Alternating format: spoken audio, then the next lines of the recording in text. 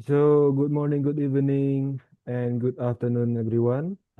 Today, we will present about study of UTP and fiber optic cable types and performance comparison analysis. So let me introduce myself first. My name is Putu Bagus Oki Brahmastana, and my friends. Name is Made Indra Kusuma Yuda. My name is Zakim Barak Ahmad. My name is Putu Adipratnya Pratistita. Okay, so the next part, we will be explaining about cable identification. Slide it, please. So, cable identification. There is, so we research about cat cables, unshielded twisted pair, and fiber optic, which are shielded because the fiber uses light to transmit data. Meanwhile, the cat cables using electricity to transfer data. So cat cables are mainly for local area network, while fiber optic is for enterprises such as communication company or network company that needs very fast data transfer. So it will be explained next by my friend Mr. Indra.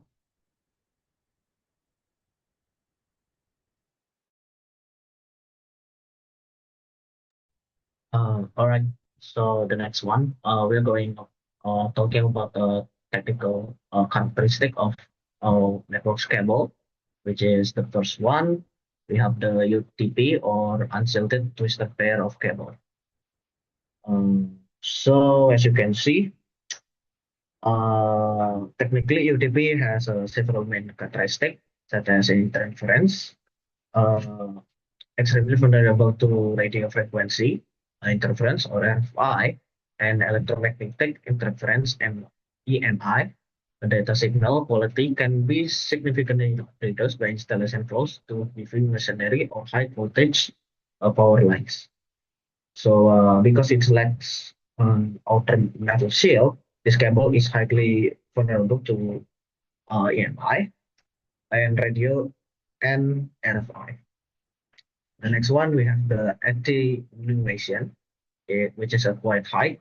Uh, because the electrical signal weakens significantly as the cable length increases. So the next one, we have maximum distance. Because of this attenuation, international standard strictly limit the maximum length of a UTP cable to 100 meters. Beyond that, we need devices like switches or repeaters to boost the signals. The last one, we have the common infrastructure use. As you can see, the UTP is perfect for short-distance local area networks, such CCTV installation, residential internet routing, and connecting user PCs to room switches. Okay, as you can see, we have a specification based on UTP categories. On category, I'm sorry, on category Cat 5, we have the bandwidth to 100 megahertz with the speed of 100 Mbps. The usage of obsolete replaced by Cat 5e.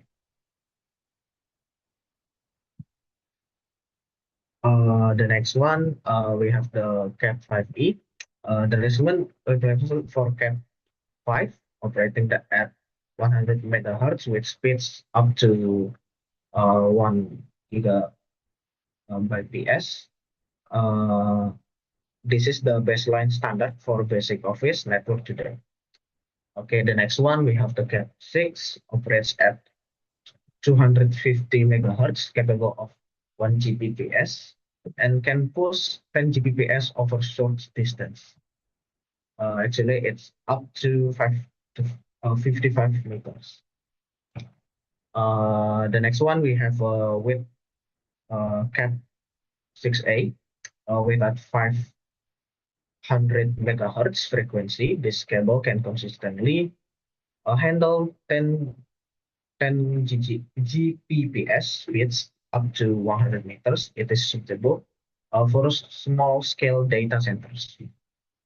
And the last one, we have the Cat7 that operates at 600 megahertz with speed ranging from 10 Gbps to 40 Gbps. So basically, Cat7 actually features extra shielding, making it highly robust for large-scale enterprise network. So next, let's move on to fiber optics. The stark contrast of UTP fiber optics do not use electricity. Instead, they use highly pure glass strands to transmit data in the form of light pulses. Its main technical characteristics are first, we have interference, which is 100% even because it uses light instead of electricity. This cable is completely unaffected by electromagnetic interference, making it highly secure against interception. For attenuation, which is very low, light can travel for kilometers without significant signal degradation. The next one for the common infrastructure use. As you can see, the fiber optic cable deployed for high-speed network backbones, inter-building connection, inter-service provider, infrastructure, submarine communication cables, and enterprise data center. So as you can see in this table, single board fiber or SMF features a very small pore around 8 to 10 microns and uses a single laser beam. Because the light travels in a straight direct line, its transmission distance is extreme, capable of reaching 10 kilometers over 100 kilometers without signal booster.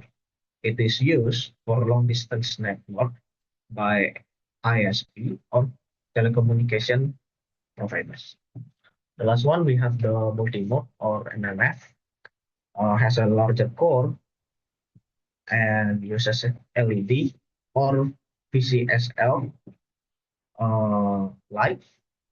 The light bounces in multiple paths, making its effective distance shorter, typically around 300 meters to 2 kilometers.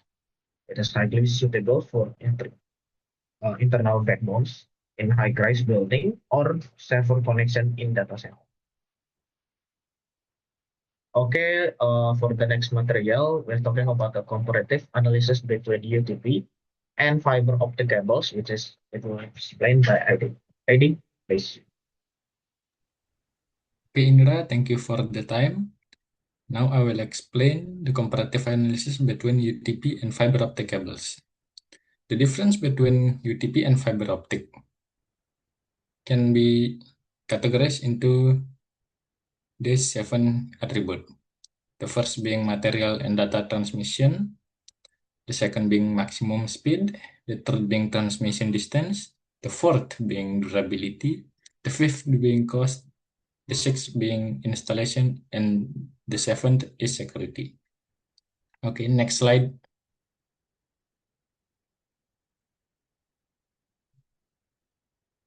Okay, the first two of the differences between UTP and fiber optic is material and data transmission media and maximum speed. For the material and data transmission media, the UTP cable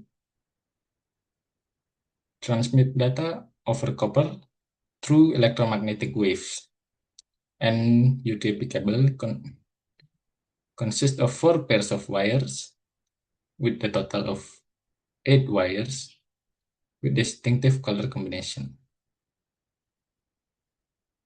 For the fiber optic cables transmit data through light wave, and the core of fiber optic is made of very fine glass or plastic fibers. For the maximum speed, the UTP the UTP cable transfer speed varies depending on the cable type, as explained by my friend before.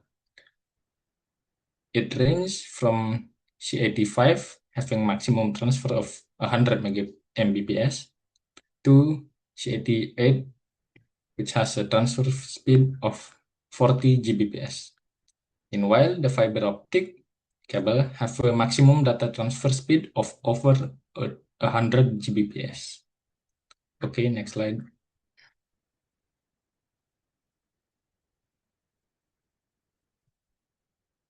Okay, the next two difference of UTP and fiber optic cables is transmission distance and durability. For the transmission distance, the UTP cable have a transmission distance of around 100 meters. And the transmission quality of UTP cables decrease the further the cable is from the source, which means at maximum of 100 meters, the quality of the transmission has decreased very significantly. For the fiber optic cable have a very long transmission distance, and depending on the cable type, it can reach up to 2 kilometers for the multi-mode fiber optic, and for the single mode fiber optic, it can reach up to 100 kilometers. For the durability, the UTP cable have poor resistance to interference and susceptible to electromagnetic interference, as can be explained by my friend before. The UTP also less resistant to physical damage, but the UTP cable is more flexible and resistant to bending. For the fiber optic cable have a strong resistance to interference and almost immune to electromagnetic interference. But the core of a fiber optic cable is more brittle when bent too sharply. Next. Now for the cost, the UTP cables are very inexpensive and economical, which is why it usually used by small houses and companies and offices. For the fiber optic, the fiber optic cables are more expensive and require specialist equipment and active device, which is why it was mainly used for big corporation or data centers, which have the means to use fiber optic cables. For the durability, for the installation, the UTP cables are easy to install and only require crimping, which is easy to do. The UTP cables are also readily available in closed cable shop. For the fiber optic cables are complex to install and require specialist tool and technician for splicing and installation. For the security, the UTP cables, as have been explained before, it's very susceptible to interference, and also electromagnetic wave are easier to read by wiretapping, and it was very hard to detect any wiretapping to the UTP cable. But for the fiber optic, it was less susceptible to electromagnetic interference and almost and immune by electromagnetic interference, as explained before. And also fiber optic more secure against wiretapping because wiretapping requires a special treatment to the cable, like breaking it off, which affect the signal and can be easily detected. And that is for my part. The next part will be explained by my friend.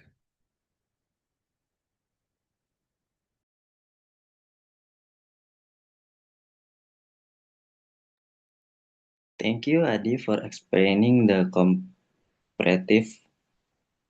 So here we are into study case of the cable that we choose. So for the summary, we have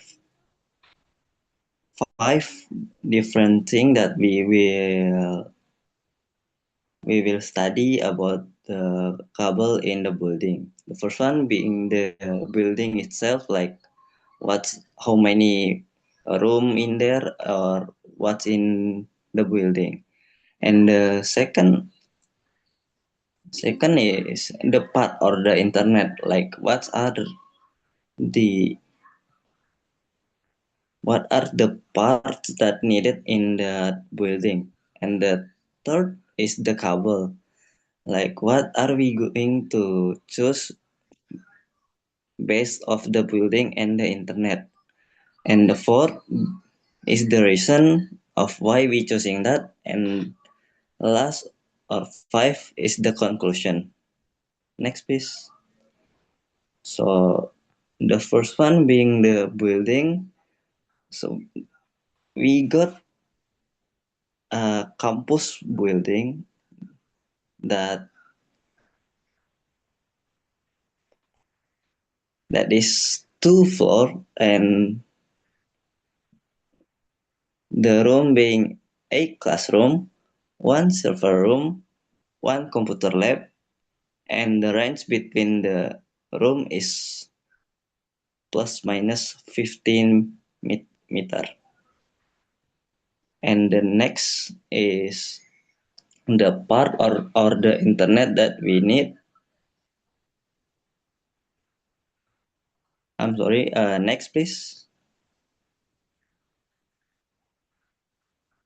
So the next is the part or the internet that we need based of the building. So we need CCTV or camera for each floor plus computer lab, and we also need Wi-Fi for each student, and we need 1 server for the building, and lastly we need connection between the floor. Next, so the third part is the type of the cable that we are going to use. So we are going to use 2 type of cable in this building. The first one being the backbone. The backbone is the cable that we going to use to connect each floor and each room. And the type we use is going to be fiber optic, specifically the multi-mode. And the second one, for each classroom and computer lab, we are going to use access layer. And the type of the UTP we are going to use is C86.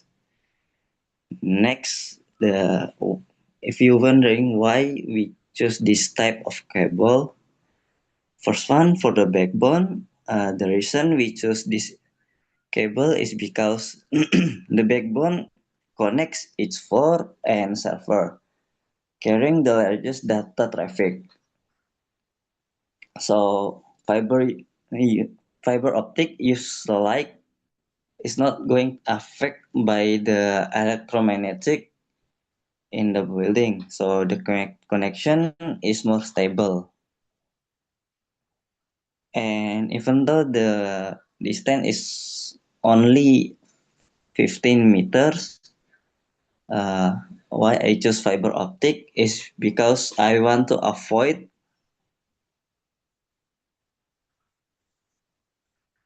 I want to avoid it being very late, and it also support feature speed upgrade without the without we have to replace the cable.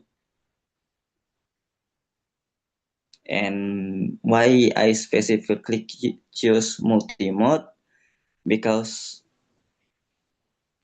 it is more like a little cheap than the single mode, and more effective than single mode. Also, it's the multi-mode is very efficient for short distance in a building. And for the access layer, which is UTP C86, I use for connection, like for PCs, the lab computer, the classroom, and CCTV camera. Why? Because like they are very short distance.